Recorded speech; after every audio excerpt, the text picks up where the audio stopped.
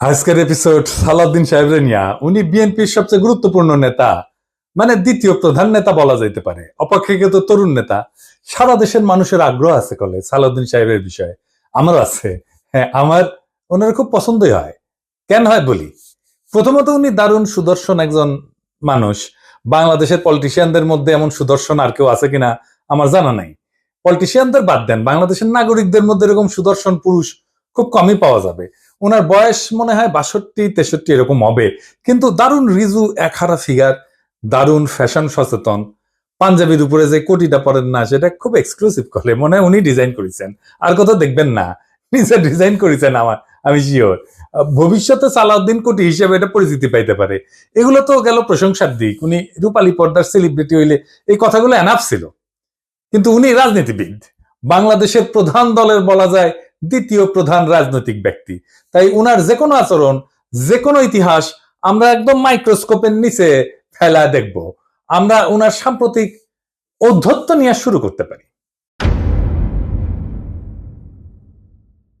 দেখেন, একটু লক্ষ্য করেন, সিনিয়রদের প্রতি ওনার ন্যূনতম একটা সম্মান বোধ নাই।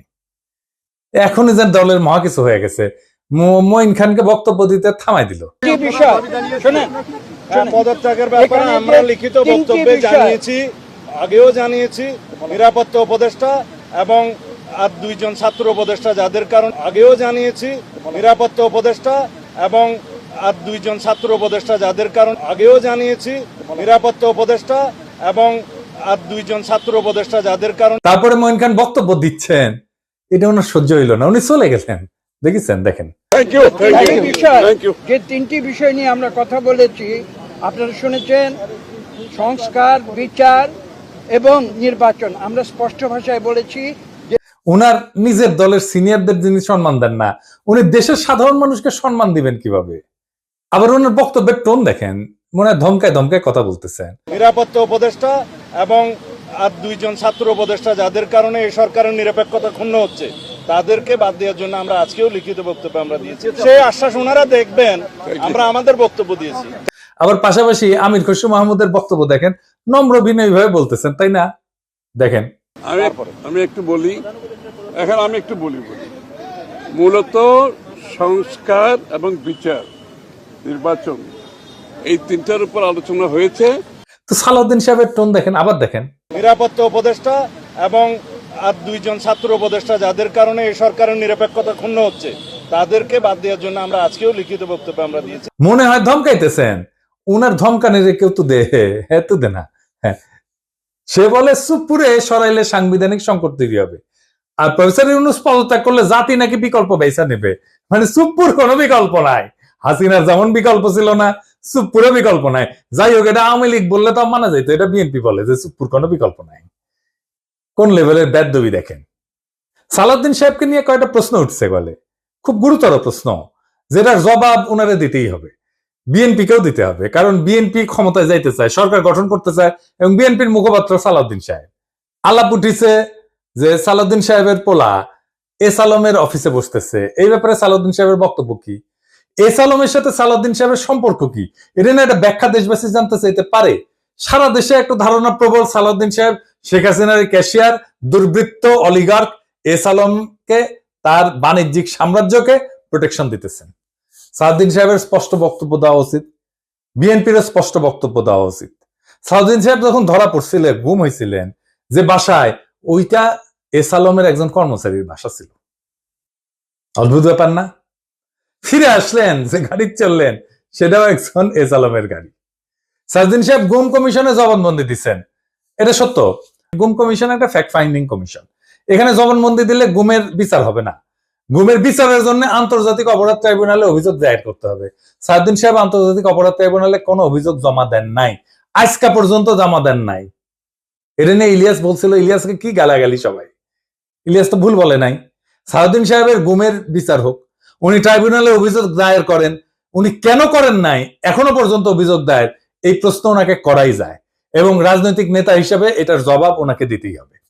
এবার আসি ওনার গুম হওয়ার পরের ঘটনা নিয়ে। ওনার গুমের বিষয় নিয়ে প্রশ্ন তুললে ইলিয়াস, তাসনিম খানের লিখছে, বিএনপি নেতা সালাউদ্দিন আহমেদ র্যাবের হাতে বলপূর্বক অন্তর্ধানের শিকার হয়েছিলেন, ব্র্যাকেটে গুম। বিএসএফ এর মাধ্যমে তাকে বর্ডার ক্রস করে Indian national investigation agency NIA এর হাতে তুলে দেওয়া হয়।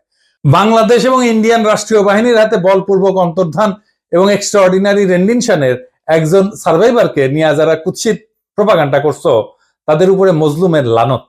হ্যাঁ, ঠেলায় পড়লে নাকি বাঘে ধান খায়। আর পার্সিকুলার তাসনিম খলিল ঠেলায় পড়লে ইসলামী ভোকাবুলারি ইউজ করে, লানত ইউজ করেছে। যার জন্য ইউজ করেছে তারে ধন্যবাদ। ইলিয়াসের কারণে হাজার হোক, লানত শব্দটাতে ইউজ করেছে। সাউদ্দিন সাহেবের গুমের বিষয়ে আমরা সবসময় কথা বলছি, সবাই, ইলিয়াসও বলছে, সবসময় ওনার পক্ষে দাঁড়াইছে, ইলিয়াসও দাঁড়াইছে। আমাদের সকলের সহমর্মিতা আছে, সমবেদনা আছে। কিন্তু গুম পরবর্তী সময় ওনার কিছু কাজকর্ম প্রশ্নের উদ্বেগ করছে, যার জবাব ওনাকে দিতে হবে, কারণ উনি পলিটিশিয়ান। যাই হোক, উনি গুম হয়েছেন, এটার কারণে ওনাকে কোনো ইনডেমনিটি দেওয়া তো সম্ভব না। সম্ভব না। যাই হোক, এই প্রসঙ্গে বিস্তারিত না যে আমরা সালাউদ্দিন সাহেব গুমের পরে কেমন মজলুমের জীবন কাটাইছেন সেটা একটু দেখি।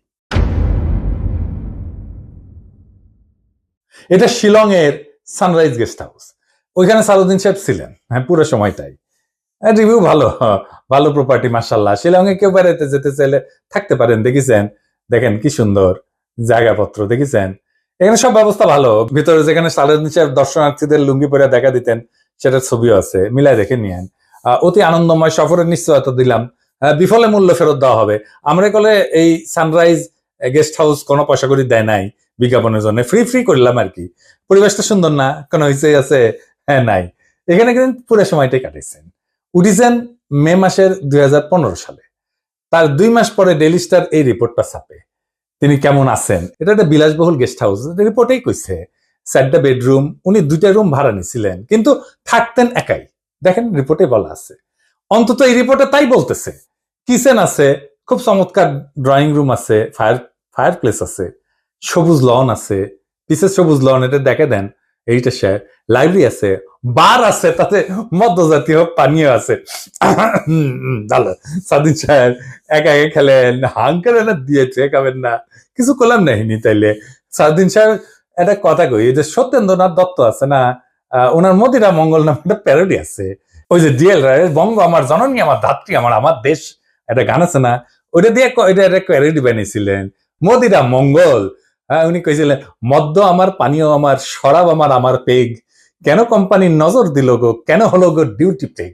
মানে ডিউটি বেড়ে গেছিল। তো উনি মনের দুঃখে এই প্যারোডি লিখেছিলেন। তারপরে লিখেছেন, নিরামিষে যকৃতটা শুধু বৈরাগী সম করিছে শেখ, রাগ্গি আমার, মাগ্গি আমার, ভাগ্যি আমার পেগ।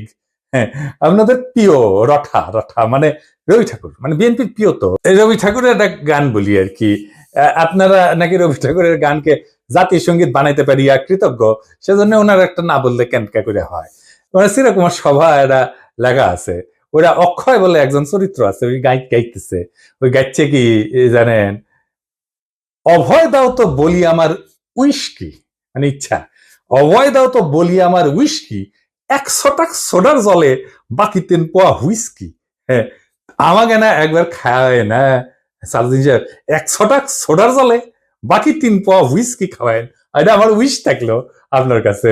পুরা বাংলাটা নিজে তো ভাড়া করেছিলেন, তো বাংলাদেশি টাকায় কত? 1.5 লাখ টাকা মাসে। আবার একজন পার্সোনাল অ্যাসিস্ট্যান্ট ছিল, ম্যানেজার ছিল, 2জন কেয়ারটেকার ছিল, 2জন মালি ছিল। একটা হাইলি সিকিউর্ড এরিয়া, কাছেই এয়ারফোর্সের অফিস। আর কয়া হয়েছে একটা গোয়েন্দা সংস্থার অফিস, আমরা ধারণা করি এটা রয়ের অফিস। কে রাখলো ওখানে ওনাকে? উনি অনুপ্রবেশের দায় গ্রেপ্তার হয়েছিলেন। উনি তো চাকরি করতেন না ইন্ডিয়াতে, উনি ইন্ডিয়াতে রাজনৈতিক আশ্রয় পান নাই। ওনার এই সুপার ফ্যাবুলাস লাইফস্টাইলের টাকা কে দিছে? টাকা কে দিছে? উনি আয় করেন নাই, তাহলে টাকা কি বাংলাদেশ থেকে পাঠানো হয়েছে হুন্ডি করিয়া? হুন্ডি আপনি করতে পারেন, এটা অর্থ পাচার না? এইগুলো লেজিট এবং বৈধ প্রশ্ন। আপনারা বলতে হবে টাকাটা কে দিছিল, কেঙ্কা করে গেছিল। এইবার একটা চমক, বিশাল চমক। সিট বেল্ট বাইন্ধে নেন, যা দেখবেন তাতে অজ্ঞান হয়ে পড়ে যেতে পারেন সিট থেকে। কি সেই চমক? সাউদ্দিন সাহেবের সঙ্গে দেখা করতে গেছে কিছু লোক ওই শিলং এর বাংলোতে। তার মধ্যে ছবিতে ডাইন পেশে গালে হাত দিয়া বসে আছে ব্যক্তিটা কে? হ্যাঁ, ব্যক্তিটা গুরুত্বপূর্ণ, কারণ সালাউদ্দিন সাহেবের সাথে সকল মিটিং এ তার উপস্থিতি দেখা যায়। সে ঠিক ওই একই চেয়ারে বসে, এইটা সাহেব আপনি দুটা ছবি পাশাপাশি দেখান না, দেখেন দুই সময়ের ছবি কলে দেখা করতে এসছে, তারাও ভিন্ন কলে। হ্যাঁ, সাউদ্দিন সাহেব এক ছবিত লুঙ্গি পরে আছে আর এক ছবিত পায়জামা পরে আছে, দেখেছেন। কিন্তু ওই বান্দা ঠিকই একই আছে, ওই চেয়ারে কে সে জন, তার নাম কি জানেন? তার নাম বিপ্লব পার্থ। চট্টগ্রামে তাকে সবাই চেনে, আওয়ামী লীগের একজন লেসপেন্সার, আওয়ামী লীগের একজন কর্মী এবং ভারতীয় এজেন্ট হিসেবে। আওয়ামী লীগের 15 বছর পুরোটা সময় দাপটের সাথে জীবনযাপন করে গেছেন। ছিলেন চট্টগ্রাম মহানগর আওয়ামী লীগের সাধারণ সম্পাদক আজম নাসির উদ্দিনের অন্যতম ডাইন হাত। আজম নাসিরের অনলাইন একটা পোর্টাল ছিল, তার নাম ছিল জয় নিউজ। জয় নিউজের সাংবাদিক হিসেবে দীর্ঘদিন কাজ করেছিল এই বিপ্লব পার্থ, মাশাআল্লাহ। কিন্তু এইসব পরিচয়ের বাইরেও তার একটা বড় পরিচয় আছে। বিপ্লব পার্থর মূল পরিচয়, সে ইসকনের চট্টগ্রাম বিভাগের মিডিয়া সেলের সমন্বয়ক। হ্যাঁ, সমন্বয়ক না, সমন্বয়ক। হ্যাঁ, এটা আবার গৌরবে ফেসবুকে ঘোষণা দিয়ে প্রচার করেছিল সে। চট্টগ্রামে চিন্ময় ইস্যুতে সবচেয়ে বেশি যে লোকটা সক্রিয়, সেটা হইতেছে বিপ্লব পার্থ। দেখেছেন মিছিলে, দেখেছেন। আজম নাসিরকে দ্বিতীয়বার চট্টগ্রাম সিটি কর্পোরেশনের মেয়র নির্বাচনের জন্য মনোনয়ন পাওয়া দেওয়ার জন্য ওই নাকি অমিত শাহর কাছে নিয়ে গেছিল আজম নাসিরকে। আওয়ামী লীগ সরকারের আমলে বিপ্লব নাকি 60 বারের বেশি ইন্ডিয়া সফর করেছে, গর্ব করে কইতো, সব জায়গায় প্রচার করতো। আর এই সমস্ত সফরের নাকি বেশিরভাগই ছিল সরকারি সফর। তার পাসপোর্ট যাচাই করা হোক, তার প্রমাণ মিলবে। ইমিগ্রেশনে খোঁজ নেন, দেখেন কয়বার গেছিল। এটা পুলিশের কাজ, গোয়েন্দা সংস্থার কাজ। কেন একজন ব্যক্তি এতবার ভারত সফরে গেল, সেটা নিশ্চয়ই কারণ আছে। অনুসন্ধান করে এই রহস্য উদ্ধার করা হোক। এতদিন আওয়ামী লীগ হইলেও, এত সাজলেও আওয়ামী লীগ সাজলেও, 5ই আগস্টের পর হঠাৎ কইরা রূপ বদল করে বিএনপি হয়ে গেছে। সব প্রোগ্রামে যায় বিএনপি। একসময় সাংবাদিকতা করলে এখন পুরোপুরি বেকার করে এবং কাজ করে না। তো শোনা যায় আর কি যে ওক নাকি রয় ঢুকাইছে বিএনপির মধ্যে এবং বিএনপির সমস্ত তথ্য ভারতে পাচার করার জন্য। এমন একজন বিতর্কিত সেন্সিটিভ লোক ফ্যাসিবাদী সরকারের সময় কয়েকবার দেখা করছে সালাউদ্দিন সাহেবের সাথে। কি কারণে? সালাউদ্দিন সাহেবকে তো কইতে হবে কেন সে সব মিটিং এ থাকে। 5ই আগস্টের পর বিপ্লব পার্থ শেল্টার হইতেছে, গডফাদার হইতেছে বিএনপির আরেক স্থায়ী কমিটির সদস্য আমির খসরু মাহমুদ চৌধুরী। দেখেন ওর সাথে, দেখেন খালি ঘুরে বেড়ায়। স্বীকৃত, এটা প্রকাশ্য এবং স্বীকৃত। অথচ গত 15 বছরে ছাত্র দল এবং যুব দল করা হিন্দু সম্প্রদায়ের প্রচুর লোক আছে চট্টগ্রামে, তারা কাছে ভিড়তে পারে না আমির খসরু মাহমুদের। তাদেরকে বাদ দিয়া লীগের দালাল ভারতীয় এজেন্ট বিপ্লবকে জন্মাষ্টমীর নাম দিয়া চট্টগ্রামের রাজনীতিতে থিতু করার চেষ্টায় মরিয়া খসরু এবং সালাউদ্দিন চক্র। ছবিতে দেখেন বিপ্লব পার্থ মোদির সাথে ছবি, দেখেছেন? মোদির সাথেও ছবি, সালাউদ্দিনের সাথেও ছবি, ইসকনের চিন্ময়ের সাথে ছবি, ইন্ডিয়ান হাই কমিশনের সাথে চট্টগ্রামের বিভিন্ন ইভেন্টের ছবি। এবার বুঝেছেন তো আমির খসরু কেন অমিত শাহের সামনে জুলকাপ্পর নাম করতে যায়? কানেকশন বুঝেন? আমির খসরু, সালাউদ্দিন, ইসকন সব বরাবর। আর আরেকটা ইস্যু আছে, সেটা হইতেছে মরাল ইস্যু। আমার স্কুলে বড় ভাই ডাক্তার ফিরোজ খুব ভালো ছাত্র ছিলেন। ডাক্তারি শেষ কইরা উনার ক্যারা উঠেছিল, উনি পলিটিক্স করবেন। খালেদা জিয়ার অ্যাসাইনমেন্ট অফিসার ছিলেন, খুব দাপুটের নেতা ছিলেন বিএনপির। শুনতাম উনি নাকি দুর্নীতি করে ফাটাই ফেলিছে। তারপরে শুনি 1/11 পর অস্ট্রেলিয়াতে গেছে। একটা ছোট্ট ঘরে 2 মেয়ে সহ পুরা পরিবার নিয়ে থাকতেন। ওই একই ঘরে থাকা, ঘুমানো। নিজে নাইট গার্ডের চাকরি করেছেন ডাক্তার হইয়া। হারিস চৌধুরী সিলেটের জমিদার বংশের ছেলে ছিল। রাজনীতি করে এসে সব হারিয়েছিলেন। 1/11 পরে থাকতেন পান্তপথে, খুবই দিনহীন ভাবে, পরিচয় লুকায়। মারাও গেছেন পরিচয় লুকায়, বেওয়ারিশ হিসাবে তাকে দাফন করা হয়েছিল। নিরাপত্তার কারণে পেট চালানোর জন্য চাঁদনি চকে কাপড়ের দোকানে কর্মচারীর কাজ করতেন। সেরা পাঞ্জাবি পরতেন, রিক্সায় চড়ার পয়সা ছিল না, হাইটে যেতেন। মির্জা ফখরুল নিজেই বলছেন, এই আওয়ামী লীগের আমলে বিএনপির নেতা কর্মীরা বাড়ি ছাড়া হয়ে ঢাকায় এসে রিক্সা চালায়, উনি কান্দিছিলেন, ফ্যাস ফ্যাস করে কান্দিছিলেন। আর আপনি সালাউদ্দিন সাহেব রাজার হালে থাকেন, শিলংয়ে লজ্জা লাগে না সালাউদ্দিন সাহেব? আপনার ভারতে থাকার টাইমে সকল খরচা কিভাবে করেছেন জাতিকে জানাইবেন। ইসকনের সাথে আপনার কি সম্পর্ক সেটাও জানাবেন। জাতির এটা জানার অধিকার আছে। 1975-এ সোহরাওয়ার্দীর বডিগার্ড জয় বাংলা হয়ে যাওয়ার পরে বেশ কিছু বছর কাটাল রানী ইন্ডিয়াতে ছিল। সেখান থেকে বাংলাদেশে ফিরে আমাদের উপরে স্টিম লোডার চালাইছে, ফ্যাসিবাদের ছাদ দিয়ে আবার ভারতে পালায় গেছে। অনেকে বলে হাসিনা পালায় যাওয়ার পরে সালাউদ্দিন নামের এই বিএনপির নেতাকে ভারত বাংলাদেশে পুশব্যাক করে দিছে।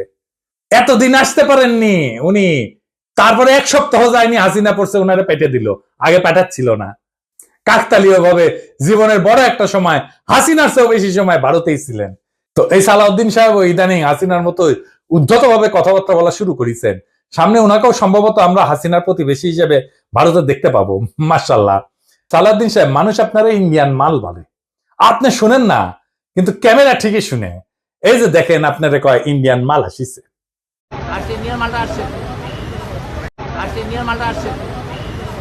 একজন নেতার চেহারা, পোশাক, স্টাইল, ফ্যাশন এ সমস্ত ইতিহাসের পাতায় জায়গা করে নেয় না। ইতিহাস মনে রাখে নেতৃত্বের সততা, আত্মত্যাগের পরিমাণ, আর সেই নেতার অবস্থান দুর্দিনে কোথায় ছিল। সালাউদ্দিন আহমেদ নিঃসন্দেহে গুমের শিকার হয়েছিলেন। সেই সময় দেশবাসী তার জন্য কাঁদছে। কিন্তু একজন মজলুম যখন বিলাসের চাদরে নিজেকে মুড়ায় ফেলেন, যখন নিজের গুমের বিচার আন্তর্জাতিকভাবে দাবি না কইরা তার রাজনৈতিক মূলধন বানায় ফেলেন, তখন প্রশ্ন ওঠেই। এবং এই প্রশ্ন তার ব্যক্তিগত না, সমগ্র বিরোধী দলের নৈতিক ভিত্তির উপরে আঘাত আনে। বিএনপিকেও বুঝতে হবে, সরকার বদলানোই রাজনীতি না। আদর্শ, ত্যাগ এবং গণমানুষের বিশ্বাস অর্জনই রাজনীতির মূল সোপান। আর সেই বিশ্বাস অর্জনের পথে সবচেয়ে বড় বাধা যদি হয় নিজের দলে থাকা সদ্য ভুক্তভোগী, ছায়া সুবিধাভোগী কিংবা একবিংশ শতকের গেস্ট হাউস রেভলিউশনারি, তাহলে শাসক পরিবর্তন হইলেও শাসন ব্যবস্থা বদলায় না। সালাউদ্দিন সাহেব, আপনি যদি সত্যি গণতন্ত্র চান, তাহলে সাংবাদিকের ধমকানো বন্ধ করেন, দলের সিনিয়রদের সম্মান করেন, জাতীয় ঐক্যের প্রতীক প্রফেসর ইউনূসকে তার যোগ্য সম্মান দেন, সম্মান নিয়ে কথা বলেন। আমরা চাইলে আর একটা প্রফেসর ইউনূসের মতো ফিগার পাবো না। চাইলে বটতলার উকিল হাজারো চুপ্পু পাওয়া যাবে। এস আলমের ছায়া থেকে বেড়ায় আসেন। আর সাহস থাকলে আন্তর্জাতিক অপরাধ ট্রাইব্যুনালে গিয়া বলেন, আমি গুম হয়েছিলাম, বিচার চাই। কারণ মানুষ আর একজন হাসিনা খুঁজতেছে না, তারা খুঁজতেছে এমন একজন নেতা যে প্রহসনের মুখোশ পইরা ট্র্যাজেডিকে উপহাস করে না। মানুষ ইতিহাসের পুনরাবৃত্তি চায় না, তারা ইতিহাস বদলাইতে চায়।